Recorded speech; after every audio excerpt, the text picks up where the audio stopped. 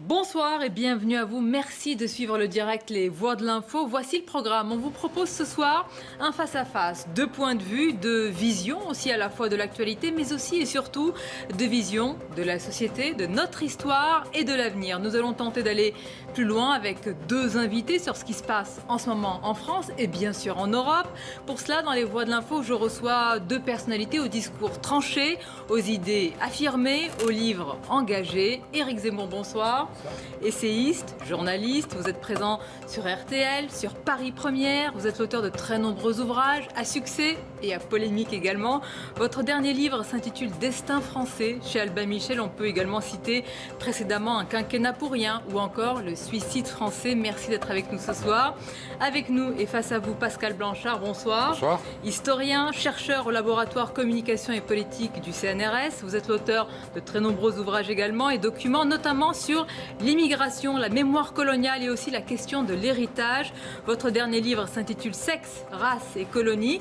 C'est un vrai succès en librairie et je cite aussi notamment Les années 30 et si l'histoire recommençait aux éditions La Martinière. Alors messieurs, nous allons entamer notre débat dans quelques minutes. On va rentrer dans le vif justement du débat après une courte pause. Mais tout d'abord une première question d'actualité. Éric Zemmour, pour vous demander à l'un et à l'autre, Pascal Blanchard, si vous croyez en ce grand débat national qui démarre, est-ce qu'il peut aboutir selon vous à un nouveau projet de redéfinition républicaine ? Diable. Moi, je ne serais pas aussi ambitieux. Je pense que ce débat a été une tentative d'opération survie pour Emmanuel Macron, qui était acculé dans les cordes par les Gilets jaunes et ils ne savaient pas comment s'en sortir. Donc, ils ont trouvé ça. C'est un expédient, je dirais. Maintenant, on va voir. Je pense que ça va être une machine à frustration parce que les gens vont s'exprimer, ils vont croire que les mesures suivront et ça ne suivra pas. Donc, et je pense qu'on va ajouter de la crise à la crise si vous dites machine à frustration. Non, oui, absolument. Je pense que, de toute façon, je pense qu'il ne s'en sortira pas, Macron, là. Il est dans la nasse. Pour moi, je l'ai dit à la fin de l'année dernière, son quinquennat est terminé. Donc là, il est acculé, il fait ce qu'il peut pour sortir comme il peut d'une situation inextricable. Pascal Blanchard. Moi, j'ai un vieux fond révolutionnaire. Je pense que je crois dans les cahiers de doléances. Donc, je pense que quand le peuple s'exprime, personne ne sait ce que ça peut produire derrière. Oui, ça peut produire de la révolution et des frustrations, mais ça peut produire aussi d'un seul coup une sorte d'électrochoc. Parce qu'à l'inverse de ce que dit Éric Zemmour, moi, je pense que le quinquennat du président peut justement commencer sous une nouvelle base parce qu'il a été totalement redéfini en quelques mois. En fait, toutes les bases du macronisme se sont effondrées. Et en même c'est temps, le moins qu'on puisse dire. Oui, mais c'est peut-être très positif. Parce qu'à partir du moment où on se remet en question dans la vie, il y a deux options. Soit on en sort totalement essoré, détruit, on ne se relève pas. Soit on se repose des questions. Et Emmanuel Macron nous a démontré qu'il a été un conquérant du pouvoir. Maintenant, il doit redevenir un conquérant de l'opinion. Quelque part, il ne pouvait pas, au bout de si peu de temps, avoir un aussi gros essorage potentiellement de ses hypothèses posées au début. Et il a encore du temps pour retomber sur ses pieds. Et je pense, et je crois, que c'est toujours bon d'écouter ce que les Français ont à dire. Non, mais ça, faut pas en avoir peur. Alors maintenant, on va voir comment ça va être digéré. C'est pas le problème d'écouter ou de ne pas écouter. Si, c'est simplement ça. Est-ce que ça va être écouté, ce qui va être dit? Non, mais est-ce que c'est possible de l'écouter? Parce qu'il est dans une nasse avec l'Europe. On va en parler après. Mais bien sûr, l'enchaînement va se faire très court entre le grand débat et les élections européennes, mais d'une certaine manière, le grand débat va être... Je ne parle même pas des élections européennes. Hein. Je parle des institutions européennes. Des avis tranchés, des idées affirmées. Restez avec nous, ça débarque vraiment dans quelques minutes, une poignée de minutes. Éric Zemmour, Pascal Blanchard, à tout de suite sur CNews. En direct sur CNews, c'est le face-à-face. Ce soir, Pascal Blanchard, Éric Zemmour, deux points de vue, deux visions, nous allons le voir, de la société, du présent, de l'avenir, de notre histoire également. On va d'abord parler du présent, et le présent, c'est le grand débat national. Nous en parlions, messieurs, il y a quelques minutes. D'abord, est-ce que vous êtes d'accord, Pascal Blanchard, sur le constat qui a été fait hier par le président? On va l'écouter sur les fractures françaises. Et une fracture démocratique. Et donc, toutes ces fractures, on les a devant nous. Et d'un seul coup, les choses s'effritent. Et je pense qu'il ne faut pas du tout en avoir peur. Il faut refuser la violence, parce qu'il ne sort rien de la violence. Il faut refuser la démagogie, parce que l'addition des colères n'a jamais fait une solution. Mais il nous faut construire les voies et moyens de construire des solutions pour le pays. Les fractures démocratiques et sociales dont a parlé évidemment le président. Fracture territoriale aussi, on l'a vu que dans le mouvement des Gilets jaunes, ce n'est pas des gens qui parlent de n'importe où. Ils parlent d'un territoire donné. Et ces revendications sont liées à un territoire, comment on y vit, bien ou mal. priori mal. Comment un territoire arrive à s'exprimer? On voit bien, fait sens, ce qui a amené les réseaux sociaux, puisque les gens ne vivent pas exactement au même endroit, mais vivent à peu près partout de la même manière sur le territoire national. Et on voit bien qu'il y a une dichotomie, puisque les quartiers n'ont pas suivi ce mouvement, ni les Outre-mer. Donc c'est un mouvement qui est très particulier. Et dans ces fractures qui sont énoncées par le président, il y en a comme à toute époque de notre temps, parce que nous sommes entrés dans un temps de modernité. Si on regarde les grands moments de rupture, l'après-Seconde Guerre mondiale, les années 20, le milieu du 19e siècle, ces moments de basculement, la révolution industrielle, on l'a un peu oublié aujourd'hui, ou la sortie des campagnes pour aller vers les villes, sont des moments de totalement bouleversement, à la fois économiques, mais aussi sociétaux.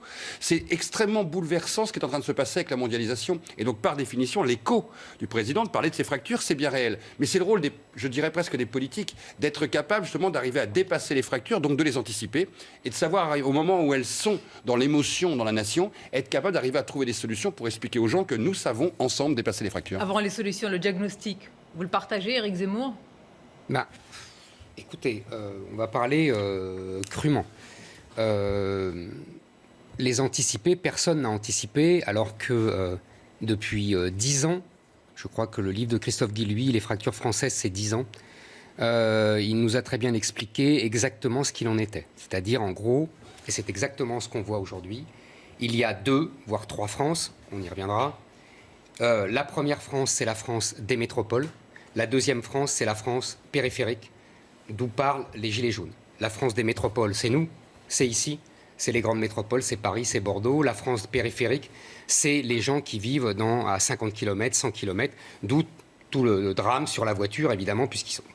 Et dans la France des métropoles, il y a 2 parties. Il y a la France des vainqueurs de la mondialisation, qui vivent dans les centres-villes, et il y a les autres vainqueurs de la mondialisation, mais dans un genre différent, qui sont les banlieues, où il y a une énorme majorité de populations immigrées qui sont en voie, les quartiers, ces banlieues, en voie d'islamisation.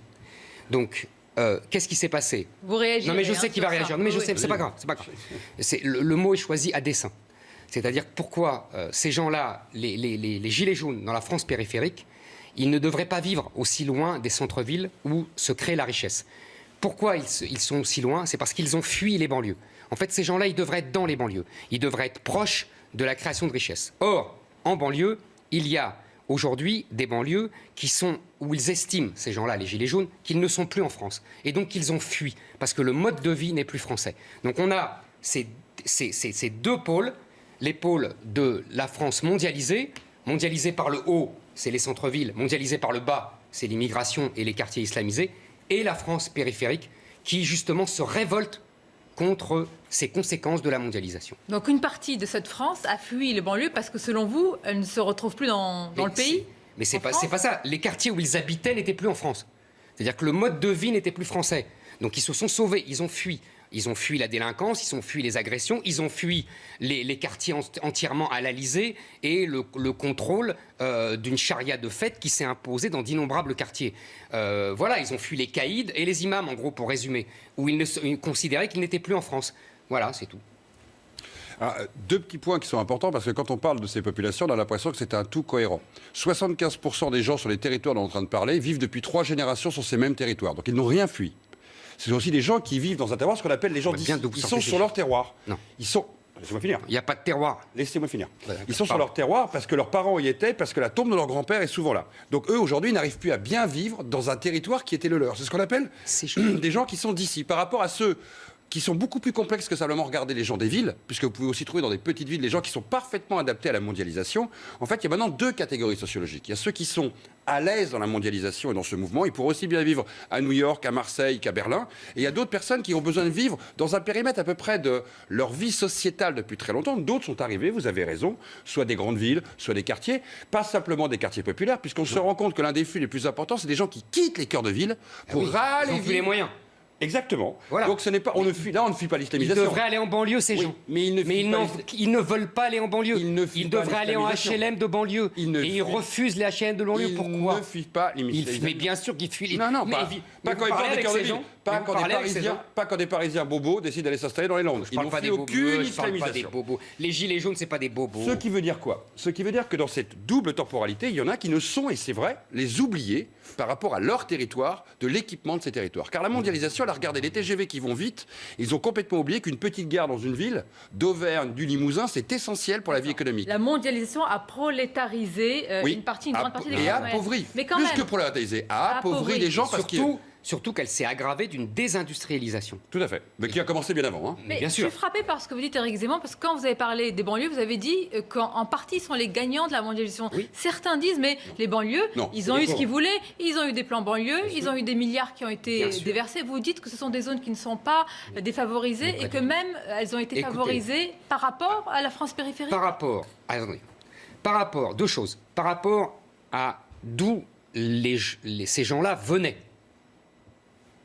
L'Afrique, le Maghreb, pour la plupart. Par rapport à ça, et là où ils vivent dans les banlieues françaises, avec tous les défauts des banlieues françaises, c'est une chance inespérée.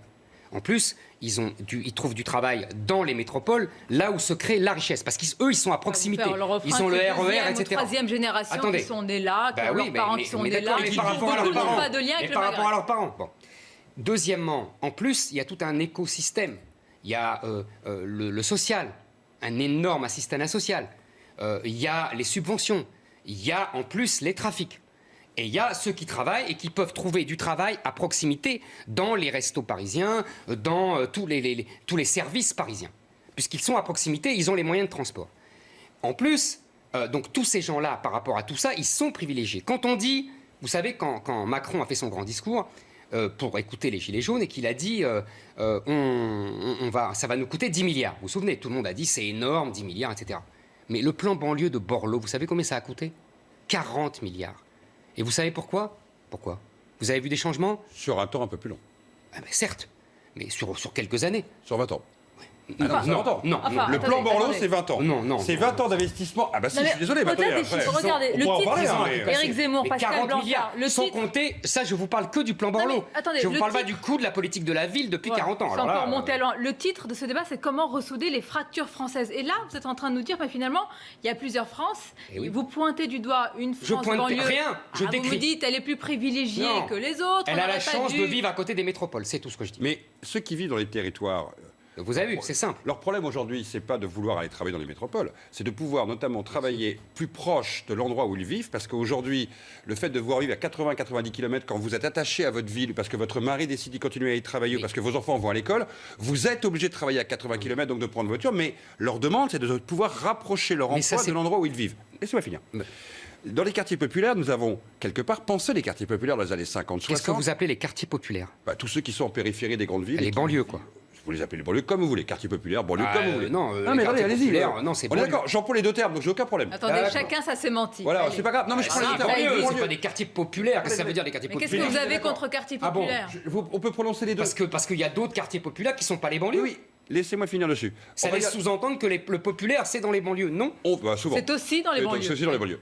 On va dire banlieue. C'est des gens modestes. Avec Zemmour, on va dire banlieue. D'accord, merci. Dans les banlieues, aujourd'hui, vous avez des populations qui ont été d'une certaine manière installées sur ces territoires à une époque que vous connaissez bien, qui sont les années 50-60. On a commencé à sortir des bidonvilles. On a placé en périphérie des villes ceux qui devaient y travailler. Et en fin de compte, ceux qui sont été placés dans les périphéries des villes sont été généralement les primo-arrivants et les immigrés. ça a été mais valable pour les attendez, rapatriés. attendez. Oui. Ça a été valable pour les rapatriés. Ouais. Puis ça a été valable Même pour les Portugais. paysans du. Laissez-moi finir. Valable pour les Portugais, valable pour les ultramarins avec le Bumidum. Absolument. Voilà. Donc chaque génération qui arrive, mais aujourd'hui, ceux que vous désignez indirectement en ayant dit du Maghreb ou d'Afrique, pour la plupart, je vous rappelle, 65 à 70% d'entre eux de la deuxième, troisième génération ne vivent plus dans les quartiers populaires.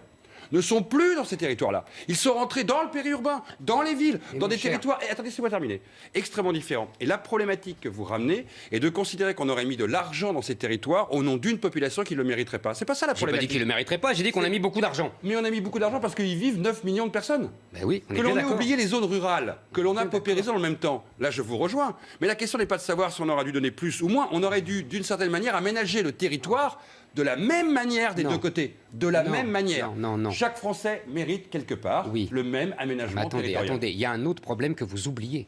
Possible. C'est qu'on n'a absolument pas réglé le problème de l'immigration. et qu'on a eu des frontières largement ouvertes, avec donc ces gens qui sont arrivés, Ah bah, il y en entre- a qu'on aurait pu empêcher d'arriver. Avant 74, en tout cas, mais je parle c'était pas. l'ouverture des frontières, qui a eu une politique différente après On, parle pas 74. on peut parler sous Napoléon III aussi. Ah bah, Je l'immigration- parle à partir du regroupement familial de J'ai cru 75. comprendre que l'immigration dont vous parliez, c'est pas simplement ceux qui viennent juste d'arriver. C'est aussi leurs enfants, voire leurs petits-enfants. Non, mais Vous venez de le dire. Ceux qui sont venus d'Afrique et du Maghreb. Oui, A priori, on parle du temps long, là. Sauf que vous savez très bien qu'entre les gens qui sont venus dans les années 50, 60, après, je vous rappelle que normalement les frontières étaient fermées à partir de 74. Normalement. Bon, vous voyez. Pas Et totalement, qu'ensuite- vous le savez comme moi, pas totalement, puisqu'on a laissé encore rentrer un certain nombre d'immigrés pour des couples, pour des mariages, pour les regroupements familiales.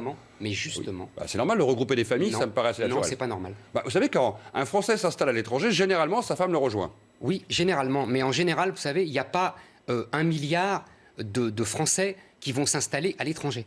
Non, Donc je veux dire par vous là savez que combien il y en a vous avez compris, il y a Éric un Zemmour, potentiel il y en a combien, démographique. à votre avis, il y en a combien, Éric Zemmour? Combien il y a de Français à l'étranger? Comme ça, au hasard. 3,5 millions. Ouais. Vous imaginez, s'il fallait tous les rapatrier, ce serait compliqué quand même, d'un seul coup là. Au nom d'un principe qu'il y a trop de Français à l'étranger. Inversons votre raisonnement en 2 minutes. Quel rapport? Quel rapport Mais c'est c'est au d'aujourd'hui pays qui les reçoivent de dire ça. Eh ben, d'accord, mais C'est pas aux Français de imaginez dire ça. que tous les Moi, je pays trouve qu'il y a disent trop ça. de Français à l'étranger. En particulier des gens, Vous trouvez toujours qu'il y a trop quelque part de très quelque bien chose. diplômés, non, très bien diplômés, qui manquent à la France. Donc, vous voyez. Et pourquoi ils partent à l'étranger? Très souvent, c'est parce qu'on leur propose des emplois qualifiés et Mieux bien payés, payés. mais aussi parce que souvent, beaucoup de jeunes issus de la deuxième génération migrante ont beaucoup de mal à Messieurs, trouver ça en me France frappe du parce travail. qu'on a démarré ce débat véritablement sur la France périphérique. On est déjà dans les quartiers populaires ou les banlieues appelées Mais non, comme parce vous voulez. que vous Est-ce avez que- demandé de Mais décrire bien les sûr, trois j'ai France. compris. Et Mais les est-ce que- fractures. on parle beaucoup Voilà. dans cette crise, Éric Zemmour, que nous vivons de revendications sociales, de justice sociale et fiscale. Mais certains évoquent aussi et insistent aussi sur des revendications qu'on va appeler identitaires, ou en tous les cas sur un fort sentiment d'insécurité culturelle qui est mis en avant. Est-ce que c'est votre cas ou est-ce que certains veulent mettre des revendications sur les gilets jaunes qu'ils n'ont pas? Alors, honnêtement, c'est la tentation de tout le monde, d'essayer de récupérer ce mouvement, de mettre ses propres idées. Donc, on va essayer d'éviter ça. Bon, après tout, eux-mêmes, en plus, ils sont très disparates. Il y a des gens qui viennent un peu de tout. Il n'y a pas de ligne politique. Il n'y a pas de comité central. On voit bien que c'est très évanescent tout ça. Donc je ne vais pas, moi, m'amuser à dire « mais oui, ils pensent comme moi », ça serait ridicule. En revanche, ce qu'on peut voir, c'est ce qu'ils sont et ce qu'ils ne sont pas. On a vu leur sociologie, on était d'accord sur la sociologie de France périphérique. On a vu que c'était des travailleurs, des ouvriers, des employés, des gens modestes, des petits commerçants. On a vu aussi, pour parler des banlieues populaires, comme vous dites, des quartiers populaires, qu'il n'y en avait pas. Que c'est-à-dire que la fameuse conjonction des luttes rêvées par l'extrême gauche n'est pas arrivée. On peut se demander bien pourquoi. Tout simplement parce que... Mais tout simplement, moi je vais vous donner la réponse. Tout simplement parce qu'ils ne se sentent pas concernés. Parce que ça, c'est un mouvement de classe populaire française. Et que donc, pour la plupart, dans les banlieues, quartiers Vous savez populaires, que je comme vais vous vous dites... demander de préciser Bah, quand vous dites excusez-moi, ils classe ne se sentent populaire pas- en française. tout cas, ils le C'est-à-dire sont que pas. vous avez identifié au visage, vous avez indiqué à la Oui, couleur, oui, que c'était bah la oui, France bah oui. blanche. C'était la entre France guillemets. blanche, exactement, les Et petits vous blancs. l'affirmez, il n'y avait pas la France de l'immigration sur les ronds-points. Ben, j'affirme rien, il n'y Je a sais qu'à pas, je voir les pose la images. question. Il n'y a qu'à voir les images. Enfin, toutes les images parlent pour elles. Alors, on n'a pas les images Et- de tous les ronds-points de France, mais non, vous dites que bien sûr majoritairement... non, mais on voit bien les manifestations dans les villes, on voit bien tout ça. On voit bien que, d'ailleurs, c'est le grand fantasme de l'extrême gauche qui a bien tenté ce genre de conjonction et qui a échoué. Et on voit bien aussi dans les revendications. Les revendications, on n'a pas entendu. D'abord, on n'a pas vu de drapeau algérien, ou de drapeau marocain, ou de drapeau turc. On n'a vu que des drapeaux français. Et bretons. Ça change des manifestations de la gauche. bretons. Et Régionaux. Et régionaux. Et régionaux, si vous Si on voulez. va être précis sur ce qu'on a vu, on Moi, a vu à la fois un j'ai vu seulement des régionaliste drapeaux français. un Et ils régionaliste. chantent la Marseillaise. Et ils ne manifestent pas contre les discriminations. Mais et pardonnez-moi, contre- d'après ce et que vous contre dites, les vous êtes violences presque faites aux en train de femmes nous ou dire pour que c'est la vraie France. l'écriture Ça inclusive. pourrait être choquant, ça. C'est la France populaire, c'est les petits blancs. Voilà. Et il n'y a pas, Là. et manifestement, les gens de ce que Blanchard appelle les quartiers populaires ne se sentent pas concernés par cette révolte française. Moi, Alors, c'est un fait. Alors, il y a 2 points qui sont intéressants à voir. On a vu tout à fait au début du mouvement, on va dire les 10 premiers jours pour faire simple, puisque on commence à peine à avoir des travaux un peu sérieux sur la sociologie du mouvement. Et en fin de compte, la meilleure source qui est très étonnante sur ce mouvement, c'est les images. Pourquoi ? Parce que c'est le premier mouvement social dans lequel l'image domine la source textuelle. Il y a énormément d'images sur Facebook, énormément d'images faites par des particuliers, donc on peut mettre des chercheurs Bien sûr. qui travaillent sur des images. Il y a eu une rupture sociologique dans les populations, dans les premiers temps, elle était beaucoup plus diverse.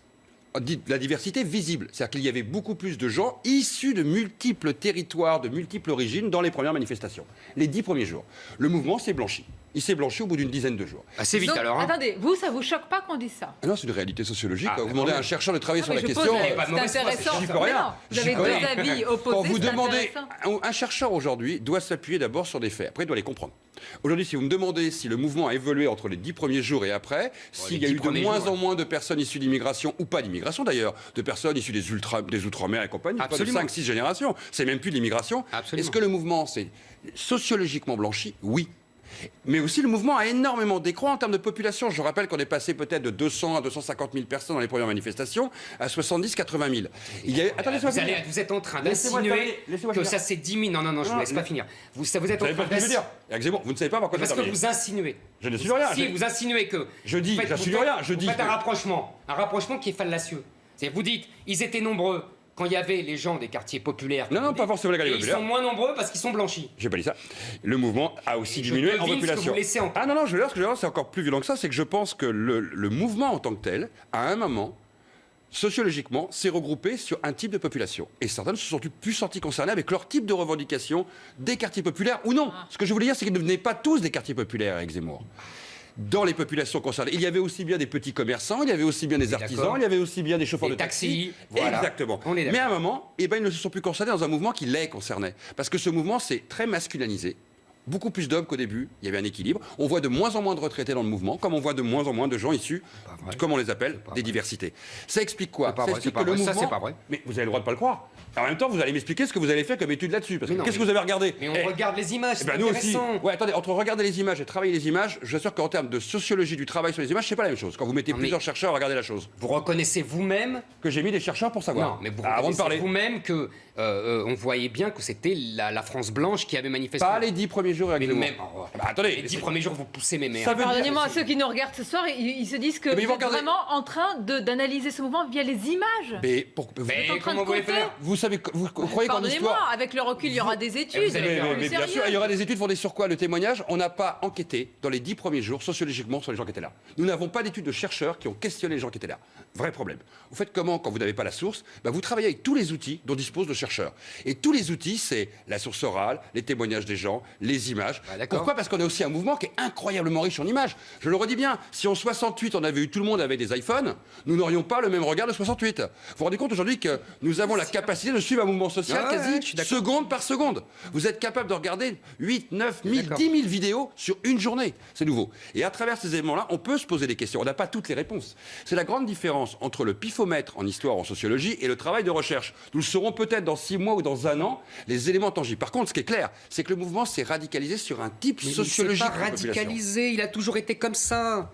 C'est là où vous êtes de mauvaise foi. Toujours celui-là ou tous les mouvements? Ah non, ce mouvement-là. D'accord. Ce mouvement-là est arrivé aujourd'hui aussi par des leaders qui ont potentiellement, à un moment, pris la main sur les discours dominants. Quand vous avez d'un seul coup tout le monde qui revendique le même type de référendum, c'est rarement une réflexion que chacun a eue dans sa cuisine pour arriver au même point de vue. On est d'accord. Vous savez, on est d'accord. Tout mouvement, à un moment, a des gens qui arrivent à les manipuler. Quelle que soit la manière. Mais vous voyez des gauchistes. Non, mais je suis d'accord. Mais vous voyez, vous partez, vous reconnaissez un fait, et puis vous essayez. Ah non, pas tout. Je vous dis seulement une chose, c'est que ce mouvement aujourd'hui s'est radicalisé doublement. Mais c'est pas radicalisé. Il s'est radicalisé sur un certain. Il sert à tout en plus. Ah non, pas du tout. Les terroristes sont radicalisés. Vous savez, rappelez-vous un mouvement. Éric Zemmour, rappelez-vous un mouvement ce mot ne peut rien dire, que vous et moi on n'a pas connu avec nos yeux, mais qu'on a connu avec l'histoire. L'évolution du mouvement poujadiste dans les années 50. Il démarre avec un mouvement en 53 que même le Parti communiste soutient. Est-ce que vous vous souvenez de ça?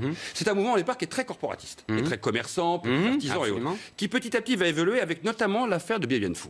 Avec la chute de l'Empire, avec Poujade qui va emmener le mouvement vers un discours protection de l'Empire, pour arriver aux élections de 56 et tenir un discours extrêmement nationaliste, au point de faire trembler la République et d'amener 2 ans plus tard De Gaulle au pouvoir. Vous en parlez même dans votre livre.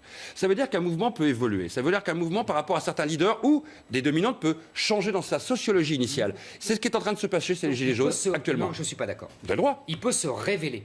Pas... Ah, alors là, si on parle de révélation, alors là, c'est du christique. Je Non. suis pas un spécialiste de ça, là. Non, La mais révélation sérieusement. dans un mouvement, c'est autre Non, chose. mais hein. vous comprenez ce que je veux dire. J'ai compris, mais c'est très christique. Non, c'est pas christique, c'est simplement que petit à petit, ça accouche doucement. Et en l'occurrence, c'était 45 ça jours. en germe depuis le début. Mais 45. pardonnez-moi, C'est là où ça vous êtes- accouche c'est de votre quoi? seul Parce que élément de là, mauvaise foi. il y a des références historiques. Oui. Vous parlez de poujadisme, certains ont parlé de jacquerie. Oui. Et certains ont dit en parlant de poujadisme et de jacquerie qu'on essayait de déconsidérer, de dévaloriser le mouvement. Une question à tous les deux, si vous deviez le comparer, on a beaucoup posé cette question, mais véritablement, sérieusement, à une période de notre histoire, à un mouvement précis de notre histoire, quel serait-il? Alors, moi j'hésite entre deux, c'est-à-dire, je vais vous dire pourquoi.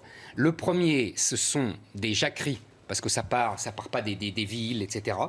Et deuxièmement, je trouve que la tension d'affrontement de classe qui est inouïe aujourd'hui.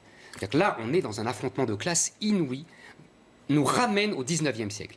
C'est-à-dire que depuis des années, je lisais que nous revenions, pas en France d'ailleurs, mais aux États-Unis, en Angleterre, à des taux d'inégalité dignes d'avant le New Deal et donc qui nous ramenaient au 19e siècle. Et donc tout à fait logiquement, même si pour la France c'est faux, nous sommes encore un des pays les plus redistributifs et bon, passons. Mais là, il y a de part et d'autre, c'est-à-dire de leur part à eux et de la part de la bourgeoisie métropolitaine ou mondialisée comme vous voulez, il y a un mépris, une détestation, une haine qui rappelle vraiment ce que j'ai lu sur le 19e siècle, c'est-à-dire sur les journées de juin 48, sur la Commune. Alors évidemment, il n'y a pas les morts, mais la haine de classe me fascine, moi. Enfin, c'est vraiment, ça me terrifie et ça Fascine me et vous fascine. inquiète. Exactement, ça me terrifie et ça me fascine. Si je dois être un vieux marxiste, la haine de classe me terrifie un tout petit peu moins qu'Éric Zemmour. Non, mais au sens vous où elle est, comprenez ce que- elle est. Oui, mais je la qualifie différent. Pour Ouais. moi, plus que les jacqueries du 19e, plus que les révoltes du 19e, ça me fait penser à ces révoltes paysannes de 1907-1911. Rappelez-vous la révolte de pour le 1911 phylloxéra. Non, celle de 1911. Post-phylloxéra, en Champagne notamment, où on envoie 40 000 policiers pour lutter contre des paysans qui revendiquent quoi? De pouvoir vivre de leur travail, du concret. Et à Bah, c'est côté, ce qu'on dit, les jacqueries autre mouvement- paysannes. Et oui, mais très particulière, pas celle du 19e, celle très moderne où les gens sont sur un territoire et défendent D'ailleurs, c'est ce qui va amener la défense du Champagne. Regardez, On a tous oublié. Attends, Attendez, j'ai pas Dès terminé. le 17e, il y a des révoltes J'ai fiscales. pas- c'est pas les mêmes. Tradition de C'est- révolte fiscale. C'est pas les mêmes. Ils vont se battre. Chez qui ils vont? Regardez, vous allez voir le C'est parallèle. jamais les mêmes. Laissez-moi finir. Chez qui ils vont? Les maires, les députés. Ils descendent dans leur maison pour revendiquer à ce que les politiques écoutent le peuple. C'est pour ça que je vous dis que c'est différent. Ce sont des révoltes qui s'inscrivent dans la démocratie. C'est pas les mêmes. Et à côté de ça, le mouvement poujadiste, pourquoi? Parce qu'il part aussi d'une corporation qui demande l'arrêt de la pression fiscale. Mais Donc là, je c'est pas une regarde corporation. les deux éléments. Pour moi, c'est un mouvement qui est assez unique. D'ailleurs, c'est pas le mouvement qui donne rendez-vous tous les samedis pour faire la révolution. Hein. C'est sûr. Unique là-dessus, ça on n'a jamais vu dans l'histoire. Ça, c'est sûr. Et si on doit chercher prouve un qu'il travaille, rapprochement, d'ailleurs. c'est entre 1911 et Ah, 1950. c'est la une France fusion qui des deux. travaille. Ah, c'est la France qui Oui, on travaille. va mais bien vivre sûr. dignement de son travail, Et d'ailleurs, mais c'est la il France ne qui supporte travaille. pas C'est les peut-être ça, assistés et la tout meilleure ça. des Il Et est- ouais, leçons. c'est pour ça que je Messieurs. fais ce parallèle en 1911, On 1953. va continuer à en parler parce que certains disent que face aussi au monarque Emmanuel Macron, certains gilets jaunes se rêvent en sans culottes. Vous allez nous dire ce que vous pensez de cette comparaison. Et puis, on abordera avec vous les solutions. Et après, certains disent aussi qu'il faut un vrai discours, je vais dire de récit national, de roman national, pardonnez-moi, par rapport à l'historien. Je sais que certains mots vont choquer, mais certains disent qu'il y a eu des décennies de détestation de soi, de haine de soi par rapport à la grandeur de la France, qu'il faut revenir à ce grand discours. Qu'en pensez-vous? C'est dans quelques minutes sur CNews. À tout de suite.